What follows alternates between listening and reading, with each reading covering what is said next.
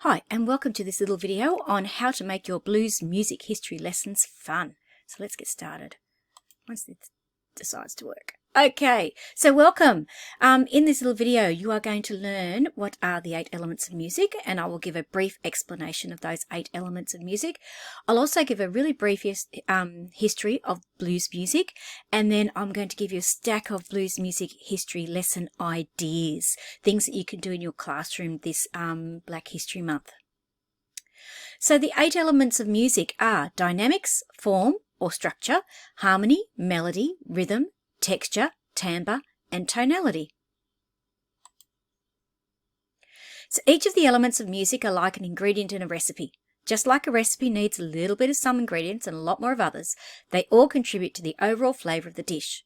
The combination and amount of an ingredient is like the chef adding their personal flair and spice to a dish. So too, a musician and composer uses the elements of music to flavour their musical dish to suit their taste and personal style.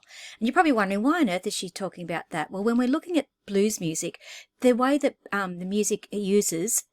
blues music uses the 8 elements of music is what makes the blues music sound like blues music. Okay? So a very brief explanation of each of these. So dynamics simply refers to how loud or soft the music is. Form or structure is the order and arrangement of the parts of the music. Harmony means the instruments that support the melody with chords. Melody is a series of pitches that make a tune. Rhythm is how long or short a sound is. Texture is the layers of sound and how sparse or dense the music is. Timbre refers to the unique sound quality of an instrument or sound. And lastly, tonality is the overall sound of the music as pleasant or unpleasant. So blues music history. There is a lot of debate around blues music history, mainly because it was not documented very well at the time. A brief and considerably basic explanation of how this lasting style of music developed is that it was born out of jazz music and the hardship faced by many people during the Great Depression in the southern states of America. There are several musical influences that led to the development of this style of music. Blues music has its origins in work songs, ragtime, church music, gospel, and jazz. Most of the original blues singers are male, and one song that people consider to be the very first blues song ever is by W.C. Handy, and it's called Memphis Blues. It was actually written in 1909, but it wasn't published as a musical score until about 1912.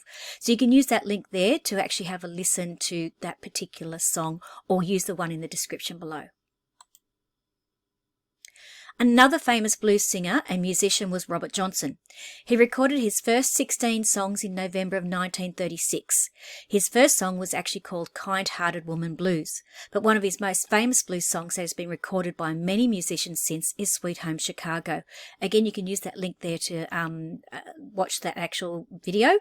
Most of you, if you are a Blues Brothers fan from those movies, they use that song Sweet Home Chicago in one of their movies. So 12-bar blues structure. So there are lots of different styles and subgenres of blues music, but most blues songs have one thing in common: the use of the 12-bar blues chord progression. Now, let's just keep in mind that not every single blues song uses the 12-bar blues chord progression. There are lots of blues chord progressions out there, but this is the most common one that I'll talk about today. This chord progression is one of the most common chord progressions used in music. It can be heard in a lot of jazz songs, blues songs, country, rock, and even pop music songs. The 12-bar blues is a chord progression built with using the 3 primary chords from any given key signature the music is actually written in. Often these chords have added 7th notes to the chord. This note is a flattened note that helps to give the music that bluesy sound. So I'm sorry if you can hear a little bell going. It's my cat who decided to join me today. Alrighty, so if you'd like to know more about, there he goes, the elements of music, structure, harmony, and tonality, use these links below or in the description below. You can see these will actually give you a bit more of an explanation of these things that are because blues music, as said, the structure is really important. The way the music sounds and the harmony and the tonality is also really important to blues music. So if you want to know more about those particular elements of music, go and check out those blog posts. So the 12-bar blues chord pattern is this. It is in any given key. It always starts with the first chord. So chord 1, 1, 1, 1, then it goes to 4, 4, 1, 1, then 5, 4, 1, 1. So if you were in the key of C major, that would be C, C, C, C, F, F, C, C, G, F, C, C. Now, when the chord progression is repeated, okay, that 1, if I go there, is often ends up being a 5, 7, and they repeat it, okay?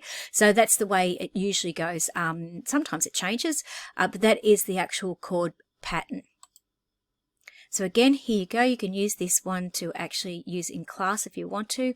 And that's the 12 bars itself. So each 1 or 4 or 5, that actually stands for a bar. So for most blues music, it is written in 4/4 time. So that is each chord represents 4 beats. Okay, that's why we get 12 bars. Another common feature of a blues song besides the 12-bar blues chord pattern is how the lyrics are structured within that chord pattern. So usually the lyrics follow the AAB pattern in a 4-bar phrase. So line 1, it poses a question. Okay. Line 2 repeats line 1. And then line 3 gives a solution or an answer to that question or problem. Okay. So you can see here, as I said, it's just another way of breaking it down. Line 1 asks a question or poses a problem. Line 2 is a repeat of line 1. Line 3 answers the question or gives a solution.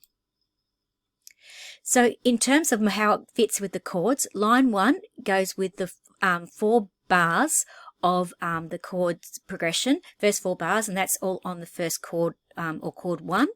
Then line 2 goes 4, 4, 1, 1, again 4 bars, and then line 3 fits in with the last 4 bars, which is the 5, 4, 1, 1, or if it's repeating, that last one goes to a 5, 7. A great example of this use of the chord and lyric structure of the 12-bar blues is by the female blues singer Bessie Smith in the song St. Louis Blues. Many regard Bessie Smith as the empress of the blues, and her place in blues music history cannot be ignored. This song was featured in the short movie in 1929 that actually starred Bessie Smith herself. So here's the actual chord, like the lyrics. You can see that verse 1 goes, I hate to see that evening sun go down. I hate to see that evening sun go down, 'cause my loving baby done left this town. So you could see that there's the line 1 and 2 are the same line, and then line 3 is an answer or like a resolve of that first 2 lines. And again, you can see it in verse 2. If I feel tomorrow like I feel today, if I feel tomorrow like I feel today, I'm going to pack my trunk and make my getaway. And you can use that link there to actually listen to that song. And as I said, it was actually a little short film as well. So let's have a look at a couple of blues singers.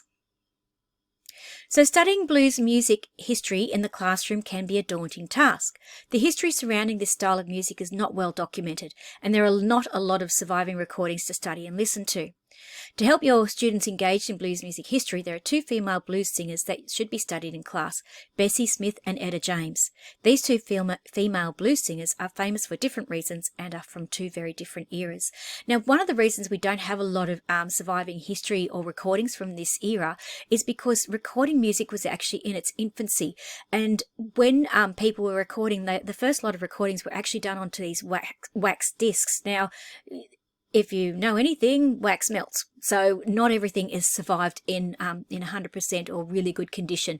So that's why we don't actually have a lot of history or a lot of things documented from that era. So Bessie Smith is referred to as the Empress of the Blues because she was a pioneer for both women and this style of music at the time. She had a hard life, and to be a musician during this time in history was not easy. Bessie Smith often performed her music in venues that were known as tent shows. The musicians travelled from place to place and would sing and perform in a tent, like what you might know a circus tent to be, and they sang without a microphone. This technology did not exist. These singers had to sing using really good voice projection. They not only had to sing loud, but they needed to sing louder than the live band and in extremely poor acoustic conditions. And again, you can use that link below to actually have a listen to some of Bessie's, another recording of hers. Now, I study Bessie Smith in my class a lot when I'm studying either the blues music or a start to jazz. And the kids are often really quite intrigued about the whole idea that she was singing without a microphone and that they were singing in a tent. And it leads to a really good discussion about, well, you know, the acoustics in a tent aren't great. And how can you sing louder than those people? And, you know, and it talks we then talk about voice projection and belting in terms of voice belting and using the diaphragm and all those sorts of techniques. Another female blues singer that has made a significant contribution to blues music history is Etta James. Etta James became famous as a singer in 1954 with the hit song If I Can't Have You. She went on to record many hits, and she is probably most famous for her 1961 signature song At Last. One of her early hits, Good Rockin' Daddy, uses the 12-bar blues chord progression. It's an easy song to learn and play with your playing class with your students. Again, you can use that link there to have a listen to that particular song. And I use this song with my kids all the time. They love it. It's a really nice, simple song. They get to play the 12-bar blues, and as I said, it's just a really nice, fun lesson to actually use that song in the 12-bar blues chord structure. So Black History Month Music Resources Roundup. So let's have a look at some things that will help you teach this important, what I feel is very important actual part of history, especially music history. This year, try celebrating Black History Month with some great resources about both Bessie Smith and Etta James. Now, I have a lot more in my shop, in my store on Teachers Pay Teachers, but you can certainly have a look at these two. And I said these are ones couple of my favourites.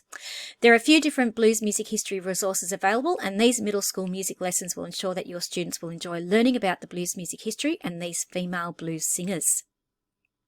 So here's the cover of those two products, and in each of these mini units, now what I mean by mini unit, it's not a whole unit, so it would take maybe 2 weeks to go through this unit, depending on how much you want to use and how much you want to actually do. So it's up to you. You might only do 1 or 2 lessons from it, or you might add to it by simply playing like more songs and all those sorts of things. But in each of these mini units, there are quite a few lessons, and they each have 3 blues music history lessons. All the history lessons have Super 6 comprehension strategies, literacy strategies to go with them. There's elements of music listening activities. There's also writing about music paragraph literacy activities, music listening comparison assignment, and links to suggested pieces to play and perform, and then links for songs to listen to. Now, what I find is really good is I start my, when I use it, I actually introduce the actual topic. Say I'm doing Bessie Smith, and we have a look and listen to Bessie Smith, and I introduce that. That leads on to doing a listening activity, and from that listening activity, we then look and perform a couple of her songs. And each time we go into and have another listen, we write, use another element of music. We then use that information and put it into paragraphs, and then we build up to the listening comparison assignment, so that there's because there's lots of, especially for Etta James as well, there's a lot of people that have covered her songs, and it's really good for the kids to hear the original and compare it to the actual to a different version that they might be more familiar with. So there's the links there to both those particular products, and they'll be in the description below. Below is also a list of activities that you can do with your students to celebrate these 2 female blues singers during Black History Month. So try. Firstly, the first thing to do, get your kids performing. That is the best thing to do. So class performance of the 12-bar blues. Let your students play along to some 12-bar blues YouTube videos. If you perform in G major, then it is really friendly for guitar, ukulele, and keyboard. And you can obviously then add in percussion, drums, bass, and any other instruments that are available to you and your students. And this is a link. That link there is a great play along. Blues in G. It's at a really nice tempo for the kids to actually just get their head around it. So I like to play it on repeat. It goes for quite a while, so you're repeating the 12-bar blues structure quite a lot, but it gives the kids a really good go at playing the 12-bar blues in time with something else, and then I take that away, and next time we perform it, we'll perform it without that, and we'll try actually doing another song.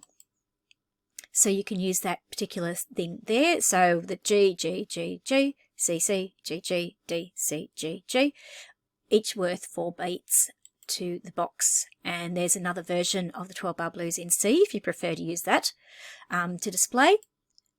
And here's another one in D. So honestly, as a guitarist, and when I'm teaching kids, I often don't play the chord, the key signature in C, because it's really hard for them to play the F chord. But G and D are really nice chord, like key signatures to play in for both guitar and ukulele. And there's not too many sharps then to add for the actual keyboard player. So another one is to do a blues music history lesson. So you can use these lessons in the mini units with your students. With each lesson are reading comprehension activities. If you are teaching virtually, try reading the lesson information together, then ask the students to complete the comprehension activities independently or in small groups, because you can use that small group breakout thing depending on what platform you're using. And give them time to a time limit. So I'm going to give you 10 minutes to do this, and then bring the class back together to discuss their answers.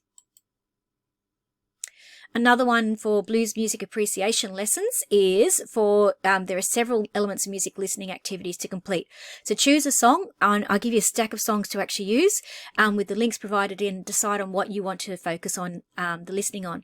Listen to the music, display the elements of music questions, and discuss the possible answers. Assign the students the listening questions and play the music again, and then give the students time to complete their answers. Again, this could be done individually or in small groups. After the allocated time, bring the class back together and discuss the answers. Now, depending on what you're doing, you might want to focus on one element of music and have little groups doing all that, so that you can actually have everything covered in one lesson. Or you might want to have everybody doing the same element of music, and you might be just focusing on rhythm or tonality or whatever it happens to be. Okay. Writing about music lesson. This is one of my favourite things to do. I know I'm weird. For this lesson, choose one song to study and play for the class. Discuss the music and what they could hear in the music. So I like to do this before we even actually look at the elements of music and what they're going to actually be listening for. So play it for them first, and then just so they've got a bit of an idea of what the music sounds like. They might need a little coaxing to get them talking about the music in a critical way, because often they'll go, oh, I like the beat, or I really like that song. And it's like, well, why do you like that song? Oh, because it has cool instruments. Yeah, but what are those instruments? So you have to keep going. So next, assign a different element of music to your students, and this again could be in small groups if you prefer. Play the music, give some time for the students to discuss their answers, and repeat as often as they need to get the right information. Then bring your class back together and discuss their answers. At this stage, record their answers for each of the elements of music and display. So that might be, if you're using a whiteboard or an interactive whiteboard or whatever you're doing. So next, ask your students to use this information to write about the music in a critical way using the paragraph structure of your choosing. The reason I have Peel and TXXC is because that's what my school has used in the last however long. I've used Peel and TXXC. This actually makes a really good assignment and would take several lessons to complete if you're going to do it properly, because it takes a while for them to do the analysis, and then a while to do the planning, and then a while to actually do the writing of those paragraphs. Okay. Writing about music comparison assignment. For this, it is up to you to choose to compare two different versions of the song made famous by these two female blues singers, Bessie Smith and Etta James. In the resources in both these mini units are links to songs to use for this assignment or class activity. Again, follow the same lesson plan as given in the last couple of slides in the writing about music lesson. The only thing you might want to do is make sure, I don't know why I said sure there, that you provide your students with some written examples of song comparison assignments from previous students. There are some examples in the resources that I have given you, but if you've got other ones that kids have done, it's really, really helpful for them to see what they're supposed to do. And also it's good for them to see a really good example, and it's actually even better for them to see a bad example, because they need to be able to go, well, it's a great discussion point. Well, why is this not a great piece of writing? Okay, and the last couple of ones here are a blues song performance. So choose a song to play as a class, or have the students perform in small groups on the instruments they want to use. Present the song to the class, or they could do a video performance and submit in the format you prefer. And again, this will depend on what your circumstances for actual teaching at the moment would be, whether you are teaching virtually or in person, face-to-face. And the last one is get your students to compose and perform a song using the 12-bar blues and lyrics pattern used in most blues songs. There are several lyrics generator sites out there, but please screen them before suggesting use with your classes. I had a quick look the other day. I was about to use them, and one of them, the whole page came up with a whole heap of not so pleasant language, let's just say that. So make sure that you're choosing a lyrics generator that's actually got a little bit more student friendly. So as well as those mini units, if you are teaching virtually, you could maybe try these musician studies, which have been created to use in the Google Classroom. The links are below or on the next slide, I should say, for Etta James and Bessie Smith, but you might even want to check out the bundle. Now in that bundle, I know it says jazz musician, but blues and jazz are so interlinked and intertwined. The thing is, there's 24 different musos in there and composers in there, so it's a fantastic resource that will last you quite a while. So you could be doing a musician study once a week or once a month, or like it would last you forever. Okay. So here's the actual links here, but they'll also be in the description below. There's the one to Bessie Smith, Etta James, and then also the bundle. You save a lot of money with the bundle because you get quite a bit for free actually when you work it out. So in each of these distance learning ones, you'll find 3 Google Slides research pages, 2 Google Slides genre or style research pages, links to 5 different pieces of music made famous by that particular musician or composer, and 8 elements of music listening activities pages. Some ideas for this. So try completing these as an individual or independent or individual research activity. And you might even say, okay, like again, you know, you have small groups, they could be doing different musicians or composers, and they come back and then share that research and that information. You could do a research activity on the music style of the musician selected for study. So whether it's blues music or jazz music or whatever it happens to be.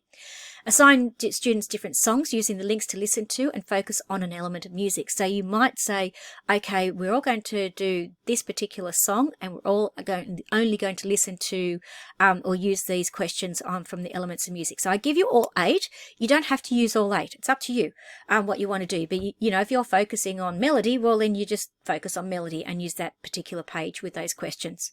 You can assign one song to analyse, then group your students to complete different elements of music, then have your students present their analysis to the class. You could even get other students to peer mark and grade their work before submitting to the teacher, which is a fantastic way to do things. And again, you could set this as an assignment or homework. So if you are using any of these resources, one of the things that I deliberately created, and I wished I'd created this for myself much earlier when I was doing teaching virtually last year, because I was, I'm recording this in January 2021 and my school year starts next week. But I wished I had have done this myself beforehand, because in each of my blog posts are YouTube videos explaining each of the elements of music. And again, I wished I had done this myself, because I could say to the kids, okay, we're going to look at melody. Here's the link. You can read about it. You can listen to it. Then go back and do your work yourself, okay? And I said, I wished I had done this, but that's why I actually did this for to share with the world, basically, so that you can use this with your kids as a classroom resource. So here are the links. Again, these will be in the description below. So that's for dynamics, form, harmony, melody, rhythm, timbre, texture, and tonality. So there's as I said, a blog post and a YouTube video that goes with each of those, depending on what you want to use. And the YouTube video is embedded in the actual blog post. So I like to show you this page, because if you are liking these blog posts and you are liking the mind maps that are used in those blog posts, you might want to use this link here and grab yourself a free copy. So there are many ways to help your students learn about blues music history as part of Black History Month. I hope these lesson ideas will excite your students about these 2 female blues singers, Bessie Smith and Etta James, and I hope you get to use some of these lesson ideas with your kids. If you'd like a free copy of the mind maps used in the Elements of Music blog posts, use the link below to grab your free download. And I said, though, every single, mind map that is used in each one of these blog posts, you get that in the download, okay? And there's so many ways to use them. It's great. So you can find over 500 music classroom ready resources for you to use today in my Teachers Pay Teachers store. At the moment, I think I've got 576. So there's a lot there for you to use. You can click the link in the description below to find my store, which is Julia Teaching Resources. And thank you so much for watching. I don't know what I was trying to say there. Happy teaching. And I'm Julia from Julia. So until next time, thanks for watching.